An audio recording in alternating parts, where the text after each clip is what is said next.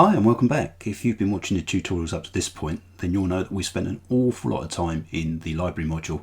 So today, at last, we're going to start looking at actually editing pictures using the develop module.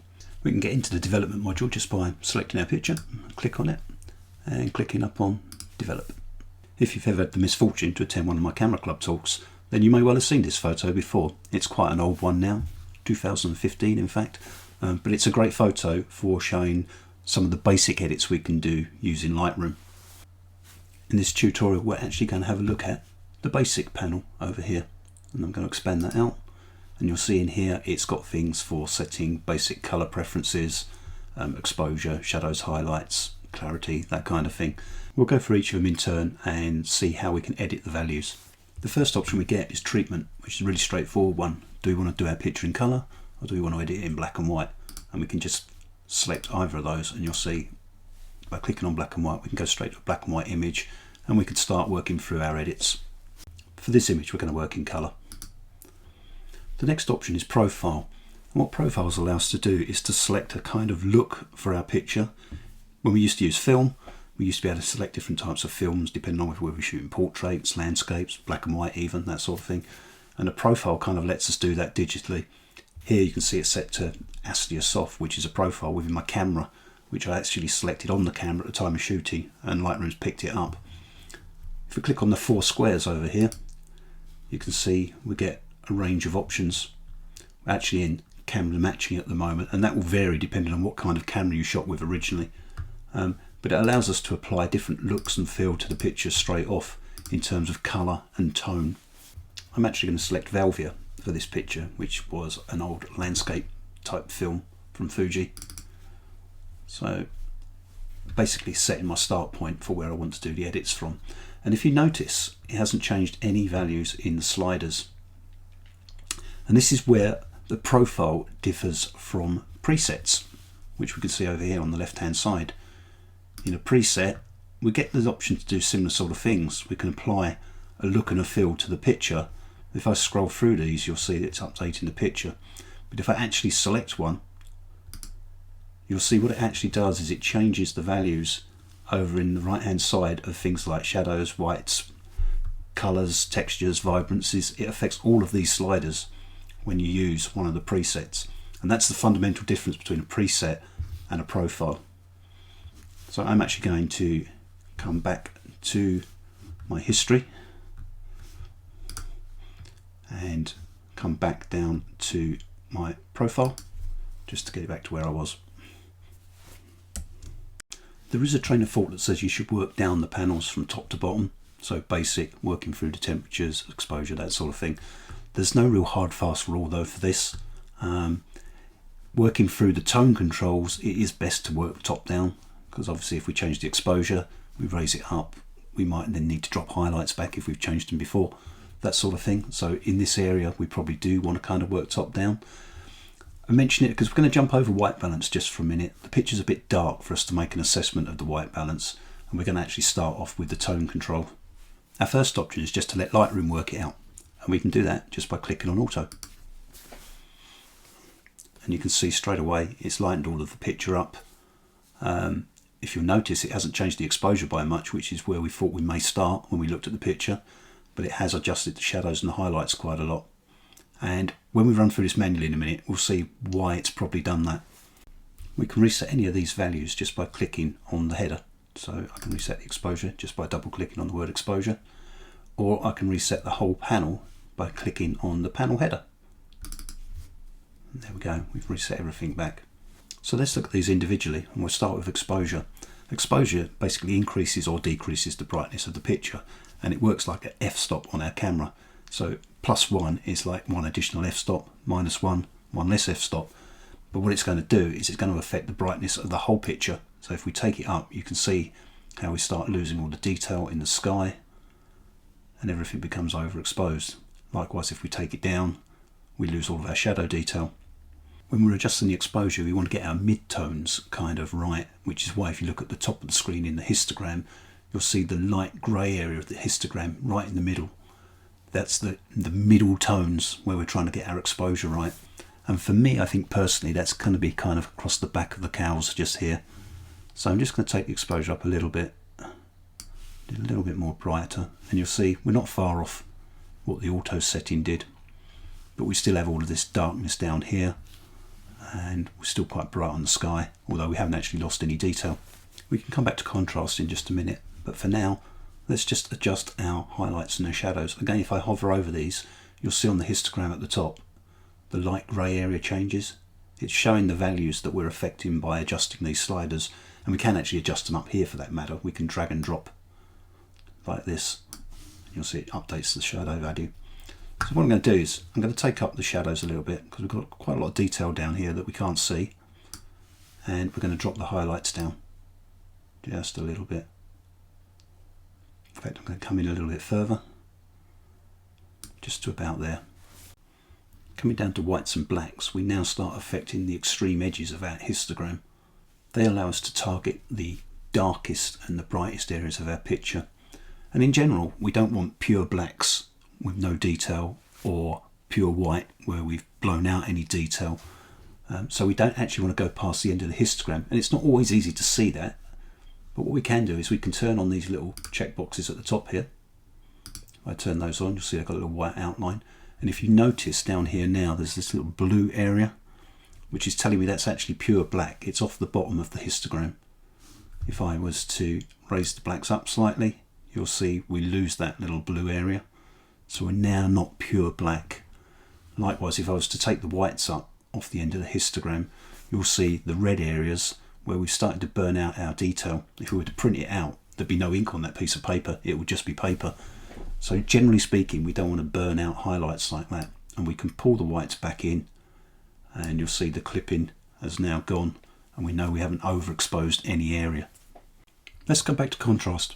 Contrast is defined as a change or difference in tone and colour of an object in relation to its background.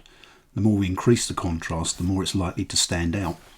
If we zoom in on this bit of horizon, for example, and I raise the contrast up slowly, you'll see the darker areas are getting darker, and the sky, the lighter areas, are getting lighter. So we get that increased detail and differentiation between the two. The problem with using contrast is it affects the whole picture. It's a global adjustment, which is why you can see now the blue areas where we've gone back to blacks being pure black. It's stretched out the histogram. If you look at the top, we've moved everything on the left hand side further to the left, everything on the right hand side further to the right, to increase the difference between tones. Let's zoom back out, and let's just drop the contrast back down. I don't tend to use it too much because it is global like that and does have an effect over the whole picture, but it does have its uses. If you're trying to create dramatic looks, maybe you'll increase the exposure. If we have a look in the present section now, texture and clarity do much the same thing as contrast, but on a more localized level.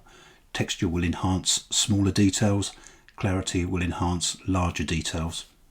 There are no hard and fast rules for using texture and clarity. It's a case of playing around with the sliders and see what looks good, to be honest. But in general, positive texture, increasing the texture is good for landscapes, nature photography, architecture, that kind of thing. Decreasing the texture is really good for skin softening on portraits. For clarity, increasing it's good again for emphasizing architecture, landscapes, that kind of thing. Gives the picture a nice pop. Decreasing the clarity, it can give like a nice soft focus effect. So just some of the ideas that you can use them for. I'm just going to take the texture up a little bit to get some detail into our rock here. If I just zoom in on that, you can see the effect that that's having. Come back out and just take the clarity up a little bit, just to give a bit more of a pop to the picture. And that's where I'm going to leave it. Let me just show you using clarity and texture on something like a portrait. Go to library, let's go into this picture here and develop it. You'll see if I take the clarity down, the picture gets very soft and very plasticky. But if I take the texture down slightly, you can see it just smooths out the skin just gently. But you'll also notice it's now kind of giving this little glow around the hair as we pull it down, because we're taking the detail out of the hair as well. And I could just take the contrast up a little bit, the clarity, sorry, up a little bit, just to put a bit of life back into the hair. So you'll see that we've got a much softer looking picture now, but still maintain some of the detail where we want to. what I would actually recommend is not to do it at this global level here, but actually use the new masking options with a brush. And in the brush you can actually set texture and clarity just by targeting specific areas, which is much more useful than doing an overall global approach, but we'll look at that in a later tutorial. I've just jumped over to a different picture to discuss dehaze. And what does dehaze do? Well, exactly what it says. It's to remove haze from pictures, or for that matter increase it if you want to add some atmosphere to your picture. This shot was taken from an aeroplane window. It's got a bit of perspex in front of the lens, obviously fighting your way through the sky as well. But it's a good picture to show how this dehaze filter works. And again, it's really using contrast to highlight the details. If I take it up, you'll see that slowly we get more and more of a kind of definite image. I've actually pushed it right up to its full level there. We haven't discussed it yet, we will in just a second, but I have found sometimes changing the white balance temperature can kind of bring some of the original detail back to the picture that we lose when we adjust using the dehaze. We can obviously still take up things like clarity and texture if we want to bring out more texture. And again, if we look at the difference between the two, quite striking. Back with our cows, and down on our presence option again, we've got two more options here, vibrance and saturation. Saturation is really there to increase or boost the intensity of colour. Saturation and vibrance both do that. Saturation's a bit more of a blunt instrument. If we raise saturation up, you'll see that the colours get pretty garish, especially on our cows. Get some almost orange cows there. Let's just bring that back down again. Whereas vibrance still increases saturation of colours, but it favours the more pastel colours, the lighter, less saturated colours first, before boosting other things. It's good for preserving skin tones as well. So I can take the vibrance up, and you'll see it does a nice effect on the sky there. It doesn't really affect the cows on that too much, which is nice. And the grass getting slightly greener, but it's not quite as in your face, as it were, as like the saturation slider. Again, it's a matter of playing around with the two and see what works best for your picture. So I tend to keep saturation quite low, and then work more with the vibrance slider, just to give ourselves a nice blue sky there. We're into the home stretch now for the basic panel, and we're going to come back to white balance. We jumped over it, and normally I'd adjust white balance much earlier in the process, usually after getting our exposure about right. We tend to think of white balance as how cool or how warm a picture is, because naturally we see that more often with daylight, different times of the day, incandescent light bulbs, that kind of thing. But you also see light sometimes in a different axis, which is the green magenta, and that tends to be more things like neon lighting, strip lighting, that kind of thing, a little less noticeable, a bit more subtle. But that's why predominantly we have temperature being the first scale, the one we mainly see, and we have the tint option then for correcting green and magenta issues with artificial lighting, that kind of thing. And there are a number of ways we can change the white balance. By default, we can see that we have options under here, which if I put it back to as shot, for example, this is the white balance that my camera was using when I took the picture. I could change it to say it was daylight, which it was. You'll notice it's actually got slightly warmer. If I go to cloudy, it will get warmer still. As we're working down, you'll see that we're jumping around all over the colour temperature scale, shade, that sort of thing. Not particularly accurate. If you really wanted accurate white balance, you'd probably take a picture of a grayscale card with your camera and actually get a proper white balance reading and use that in Lightroom. But we've got a number of ways that we can change it here. We can just do it, if we're not using these, visually by playing around with the slider and get the feeling that we want from it. We know that daylight, generally speaking, daylight is around about 5800, 56, 5800 Kelvin. So this is kind of like a daylight shot, and you can see that is about right. So we can eyeball it. We can type the figure in directly, obviously. But another option we have is to actually use the picker tool. And if I click on the picker tool, you'll see I get this little pipette light thing. And what I'm actually looking for in my picture is kind of like a neutral area, a grey or a white. It doesn't have to be white. A lot of people think it has to be white, but it doesn't have to be. You're looking for a kind of neutral colour. Whites or greys tend to be fine. And if I click, say, about here, you'll see it's warmed the picture up slightly. Just click on it again. Let's go to the white, for example, here. And I'm around more my kind of like daylight level. Incidentally, you'll notice it keeps dropping the pipette off every time I click on a colour. I can actually stop it from doing that. If I turn off this auto dismiss option down here, I can then sort of like sample areas and just keep changing it until I find an area that I like. So let's go back to the white area there. That's pretty neutral and it's around about the right value. This loop, incidentally, again, you can turn off or you can increase the detail of it so you can get more accurate picking about your colour if you want to, or you can turn it off if you find it quite distracting. So that's possibly one of the better ways if you're going to adjust the white balance in the editing as opposed to when you actually shoot it. If you do have images with a strong green or magenta cast, then obviously you can correct that using the tint slider. You can see the effect of that there.